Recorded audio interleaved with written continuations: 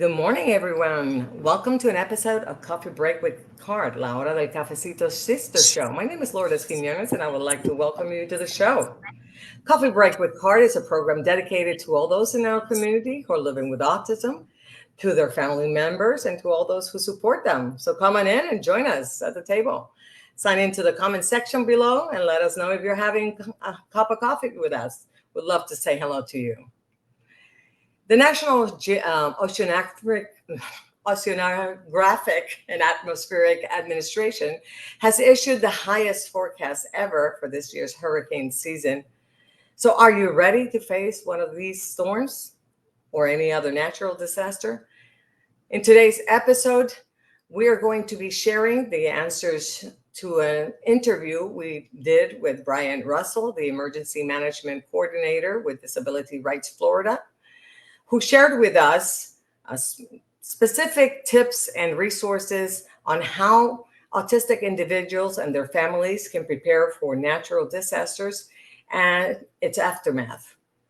He also discussed with us the legal rights that these individuals have during these natural events and how Disability Rights Florida can help during this unfortunate circumstances. So join us. We have a lot to talk about. So let's start out by introducing to you your coffee break hostesses for today. As I mentioned, my name is Lourdes Quinones. I am a card consultant assigned to the primary age group. And professionally, I'm a pediatric physical therapist, as well as a special education teacher. I am joined today by my colleague, Ima Camposano. Buenos dias, Ima. And as you know, Ima is an excellent professional in the field of social work, and she is a card consultant assigned to the young adults team. And Ima is a mother of two, has a physical disability, and is neurodiverse. And she brings to us an important perspective to the program. So welcome, Ima. Thank you. Olivia and Jasmine will be back with us on the next episode. But before we get started, we want to review some of the rules that we would like to adhere to during this program and to ensure a safe environment for all of us. Remember to keep an open mind, maintain a positive attitude, and use respectful language.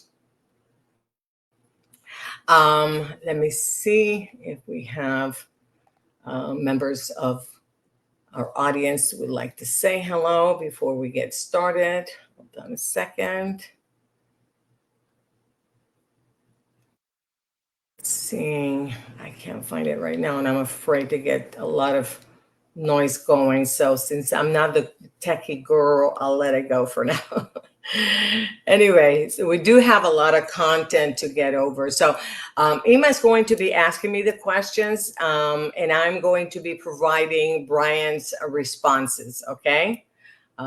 So let's get started. So if you're just joining us in today's episode, we're going to be reading over some of Bryan Russell's, the Emergency Management Coordinator for Disability Rights Florida, Bryan Russell.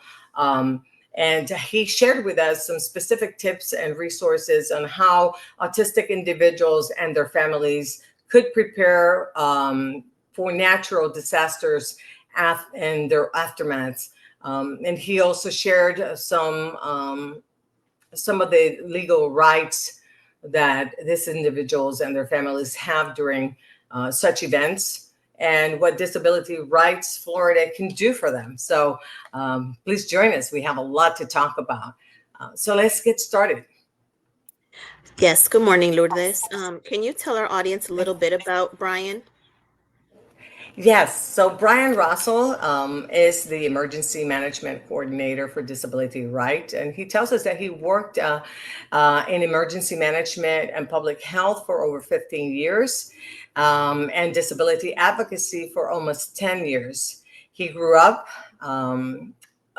with his parents as high school teachers, and his mom taught special education. So he grew up around special education his entire life. Professionally, he says he started working directly with disability advocacy in 2014, managing a disability employment initiative program for a local workforce development organization. He says that his public health career started at the local level in 2007 with his first emergency management experience coming in with H1N1 in 2008. So he said that emergency management bug bit him in 2008 when he learned to live with the sting. And what advice did he have for us when it comes to preparing for natural disasters like tornadoes, floods, or hurricanes? Where he said that with a tornado, the plan is always going to be a little bit different since tornadoes do provide very little notice. So he says the important thing is to find a place in the home where it's in the first ground floor, if it's a multi-level home, and the most center part of the home, usually a whole closet or bathroom with no windows. He says somewhere where you can hunker down during the actual tornado. Um, he says you want to put as many walls between you and the outside. It's still a good idea to have the same emergency kit that you would have for floods and hurricanes for this type of tornadoes. And the recovery process and potential damage will be the same as for hurricanes. For floods and hurricanes, he says that planning is more of what we Floridians are used to. The important thing is to write down a plan that works best for you and your family, to find out if you live in both an evacuation and flood zone. Then you have to decide when and where you will evacuate. And he suggests that if possible, you plan to stay with your family or friends since it will be much more comfortable than in a shelter. You'll want to start preparing your emergency kit to include non-perishable foods and water to last for about 7 days. He also says that you have to store it in an area separate from your pantry, mainly so you're not tempted to eat it before the storm hits. um, he says your county emergency management office, the Red Cross, and FEMA websites have some great suggestions for what to include in your kit. Be sure to take advantage of any sales tax holidays for hurricane and emergency preparedness. Here in Florida this year, it will be June 1st to June 14th. So those help make preparing a little cheaper for you. So be sure to take advantage of that. He says to make copies of all your important documents and place them in a dry or waterproof bag.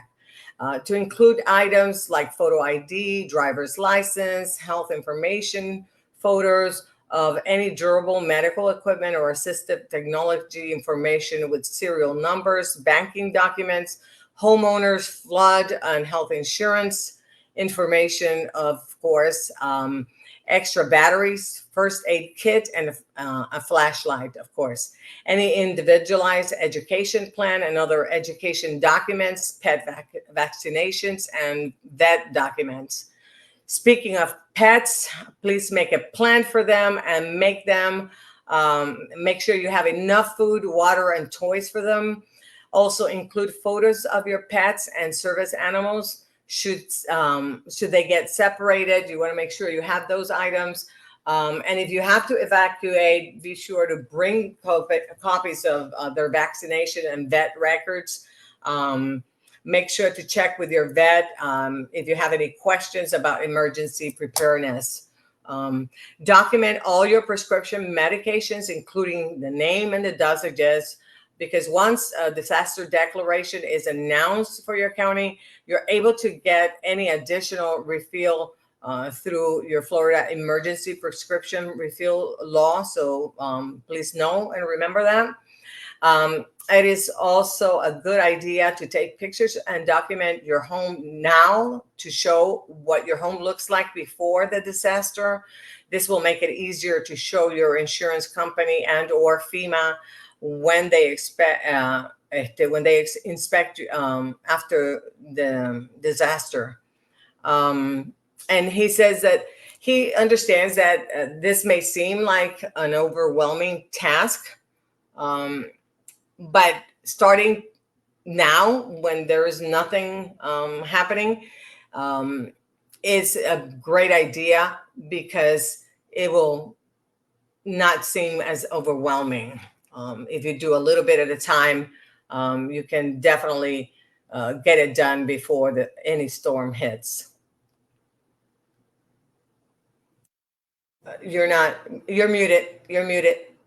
I was going to say, I was saying it's a good reminder because on days like today where it's nice and sunny, I think it is at least, and then we don't think about taking pictures of our home, we don't think about it, and in the moment we're so anxious and then we forget these things. So it's a great reminder. I'm glad he brought us that information.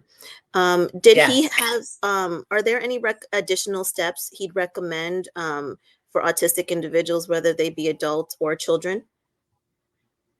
Yes, he says that bringing sensory items and things that our loved ones with autism use to self-regulate is very important, and very much making disaster planning a fun event and running drills is also important. Encouraging them to be part of the process and to build their own kit and for the emergency, and including snacks and food that they will enjoy in that kit. That's very important, and I agree with that. It's a great strategy that we often use. So he says registering for the special needs shelter is an option and your choice, but it is something that is very helpful to the county, and it will help them to anticipate your family's needs if you should evacuate to the special needs shelter. And we had a question, and perhaps, and it has to do with whether this needs to be done on a yearly basis and the registration, and it would have to be done so that they know and it can anticipate you there at the shelter. So be sure to register yearly so that they know you're coming, they know you're still interested in coming, and they know if there's been any changes from year to year, right? So this will also another thing that he talked about is to make sure that prior to the storm, you charge all the electronic devices that they might want to use. You preload some of the videos and games on their tablets and other devices for them.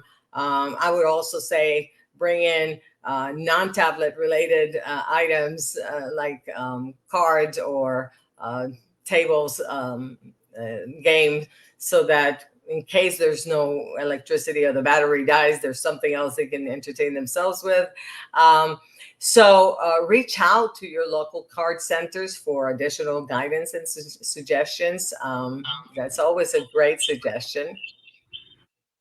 And what did he suggest, or what were some of the struggles that he shared with us about the experiences of autistic adults or children in the aftermath of a natural disaster?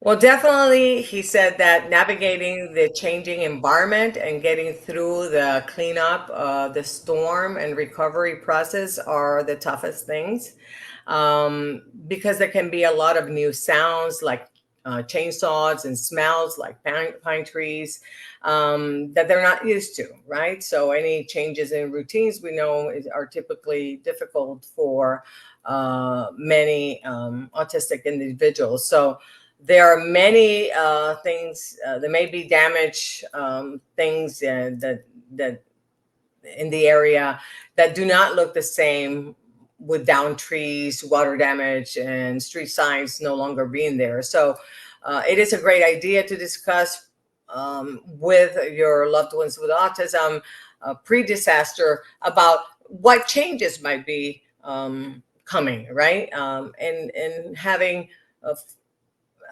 the idea of being flexible, you know.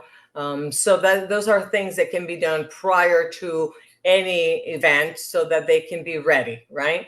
So disaster recovery can be very stressful, a very stressful time for anyone who's impacted, right? So he says that processing this new and ever-changing normal can be a tremendous challenge for anyone, especially individuals with autism. So a couple of ideas to help them prepare is to discuss what to expect ahead of time.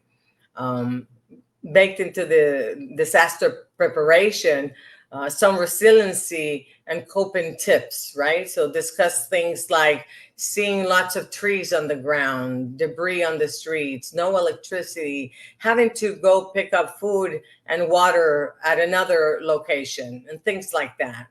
One thing to be extra careful about after disaster is elopement. After recent hurricanes, he tells us that there have been a few tragic incidents of drownings in retention ponds and swimming pools where fences had been damaged. So if this is a concern to you and to your family, please take extra steps to mitigate any risk of wandering after a storm, since many of the normal protections around areas with standing water like swimming pools and retention ponds are most likely damaged after a storm, right? So be extra mindful of this potential. And so as it relates to children with disabilities, one thing we saw, he tells us that they saw after a Hurricane Ian was that the difficulty for parents who had to evacuate to another county or state was that some of the new schools or school district who had to receive the incoming children who had to move to those counties, they were not able to accommodate the children with disabilities. So pushing back on following their IEPs was a common thing that they noticed. So it's just another stressor to the parents who were coming in, and they had to deal with that on top of all the FEMA applications and the storm cleanup, etc. So he'd like to remind parents to include copies of any educational documentation and education plans for their children with disabilities and any other documents that they might need among those documents that they would normally want to protect during a disaster, things like insurance information, ID cards, home titles, etc. As far as FEMA goes, he says that long-term recovery things beginning since March 22nd, FEMA instituted some impactful and hopefully positive rule changes to their individual assistance programs. So this should make the application and appeals processes easier and more streamlined, but only time will tell how these are implemented come test time, right? Yes, and I'm really interested to know what he shared about what legal rights do individuals with disabilities have before, during, or after a natural disaster. Yeah, so Brian said that basically the rights to equal access to the same preparedness, response, and recovery activities and locations as those without a disability is their rights. This includes access to life-sustaining storm information and messaging, shelters, disaster recovery centers, personal care assistance, educational services, and points of distribution. The Americans with Disabilities Act, the Rehab Act, and the Individuals with Disabilities Act, IDEA, are the most common federal laws that ensure and protect our disability community after a disaster.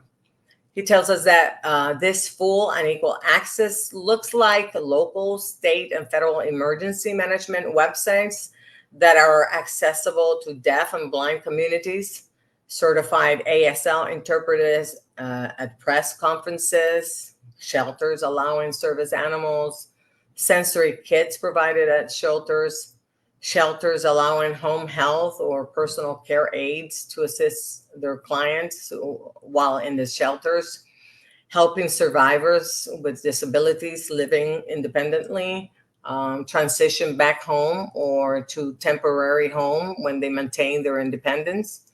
In other words, not a nursing home. A shelter providing durable medical equipment if needed or requested by someone with a disability. Equal access also can be achieved through ensuring access to free and appropriate public education by following the IEPs by a new school that they might need to move into. Good. And what did he say when it comes to how can Disability Rights Florida assist when it comes to natural disasters? Well, Brian told us that Disability Rights Florida will set up a special toll-free hotline for disaster-related needs before, during, and after the disaster. Um, he says that this is where someone with a disability can call and request assistance. If they are unable to provide direct relief, they will connect them to an organization or agency that will be able to assist. Some of the ways that disability rights is able to assist throughout a disaster is by, for example, sharing updated information on all their platforms, troubleshooting any access issues at a shelter, assisting clients with applying for FEMA assistance, and navigating the FEMA individual assistance process. These are some of the example. Another good example would be if someone is denied access to a shelter. So that person can call Disability Rights, and Disability Rights can then help advocate on their behalf with a local shelter and emergency management staff to resolve the issue. Or maybe if Disability Rights is told that the individual's service animal is not welcome at a shelter, for example, Disability Rights can then intervene and assist. They're also able to help a client advocate for themselves on the access issue. And that can be more directly intervene when necessary, if that's needed. So we see this with families, for example. They see that who had maybe temporarily relocate to another county. This happened during other events, disaster events, when families had to relocate to other counties and they were having trouble accessing services such as education, health care, and transportation. They saw some of these cases, and that's how they were able to assist those families. It's great information for our audience to know. And was there anything else that he wanted to share with our audience? Yes, and I really encourage those watching to get a pen and pencil right now, because he gave some great resources regarding some organizations that they might want to tap into.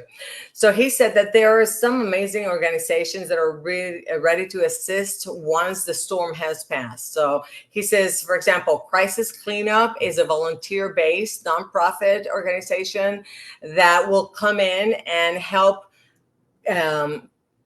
muck and gut and clean out your home. I like that. They even give priority to persons with disabilities. So I really, really love that, because we know how overwhelming that can be after the fact, when someone is, like, for example, looking at all this debris outside their home and don't even know where to start. Not only did you lose everything, so I love it. So again, that was crisis cleanup is who they're called. Um, then he says Volunteer Florida coordinates many of the volunteer relief efforts after a disaster. So this is especially important if you want to help and volunteer your time. So again, that was Volunteer Florida. Uh, your local Center for Independent Living, CIL, can provide a lot of assistance before, during, and after a disaster as well. So be sure to tap into your local CIL organization. And of course, he recommends us, CART centers, your local level, because he says we are a great resource for helping you prepare for hurricane season. And I have to agree, although I may be biased. They have some, he knows that we have great resources, and we do, including some visual and social stories related to hurricane preparedness. He wanted to remind us that peanut butter and jelly sandwiches are great hurricane recovery food. And yes, I love those. So I agreed with that too. And then he also reminded us to download our local weather apps on our phones, which he says are very handy and not just during hurricane season. And also to get the NOAA weather radio, and to remember that it's much easier to plan now for a disaster than when you got only 2 days before landfall. All right, so that leads us to the end of this interview with Bryan. So for those of you watching us, if you have any questions or comments, please let us know in the comment section before. Even if you're watching this after we get off the air, we'll be answering your questions and comments after we get off the air. If I can manage to see them, I will try. I'm going to try. Okay, so I'm sorry if the audio goes off. I'll try not to let it go off. Saying Christine said good morning to us, and she agrees that pantry snacking is real. Is that okay? I thought you did put them in here. That was you? I thought those were old. Is that it? So that was okay. So we had that. Thank you, Christine. I did see. I thought those were old. I cannot read them because I can't see that far. But I saw those. But I thought, oh, that may be from an old episode. Okay, no, they are real. Okay, yes, they are. I know. I know. Tempting, tempting. All right. Thank you for putting those up there. All right. So that brings us to the end of this section. So we're almost at the end of the show, but I didn't want to get off with the end of the show without sharing, thanking Bryan Russell from Disability Rights Florida for sharing this important information with our audience. Thank you, thank you, thank you, thank you so much. We really appreciate you. And also to remind our audience that we come on the air every other week. So not next week, but June 14th will be the next time we're on the air. So you can't miss it. Please come back and see us. And please ask you for a little favor, and that is that please go into the link we are going to be adding to these comment sections, and so you can rate us, let us know how we're doing. This is how we can justify the time that it takes us to put together this type of programming and to be here on the air with you. Even if you've done it before, this is very important to us, and so it can help keep us on the air. All right, so thank you again. So this does bring us to the end of the show. So we didn't want to leave without again thanking you and asking you to please give us a like, share this video on your page, and with those who can benefit from this type of information.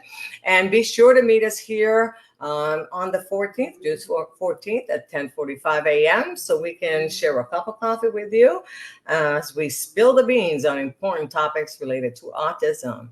But until then, we wish you Good vibes, Good and vibes and hot hot coffee. coffee. Take care. Bye bye. Have a great weekend, everyone. Ciao.